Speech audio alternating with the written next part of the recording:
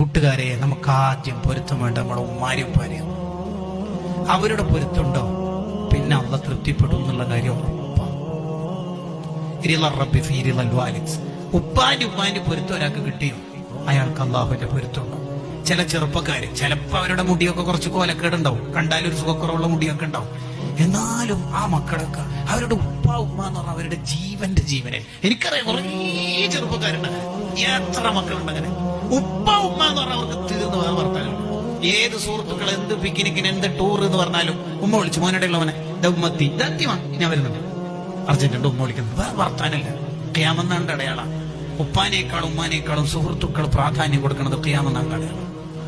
ഖിയാമത്ത് നാൾ എന്തായാലും സംഭവിക്കും. നമ്മളായിട്ട് അതിനെ വലിച്ചു കൊണ്ടുവരണ്ടെന്നാണ് ഈ പറഞ്ഞതിന്റെ അർത്ഥം കേട്ടോ. പറഞ്ഞതിന്റെ അർത്ഥം ഉപ്പാക്കും ഉമ്മാക്കും പ്രാധാന്യം കൊടുക്കണം. ഇനി മരിച്ചു പോയവരാണെങ്കിൽ അതെങ്ങനെയാ അവരെ സ്നേഹിക്കേണ്ടത്? ഇബ്നു ഹജർ റഹിമഹുല്ലാ പറയുന്നുണ്ടല്ലോ, മരിച്ചു പോയവരാണെങ്കിൽ ഒരാള് ജീവിച്ചിരിപ്പുണ്ടെങ്കിൽ ആ ഒരാളെ ഉമ്മയാണുള്ളത് അല്ലെങ്കിൽ ഉപ്പയാണുള്ളെങ്കിൽ അവരെ നന്നായിട്ട് തൃപ്തിപ്പെടുത്തണം. ആ മരിച്ചുപോയ ഉപ്പാക്കും ഉമ്മാക്കും കൂടി സന്തോഷമാണ് ഈ ഒരാളെ കണ്ടിട്ട്.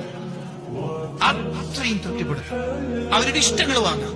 രണ്ടാമത്തത് മരിച്ചുപോയവരുടെ പേരിൽ സ്വതക്ക ചെയ്യുക. അതാണ് മരിച്ചുപോയ മാതാപിതാക്കളുടെ പേരിൽ ഗുണം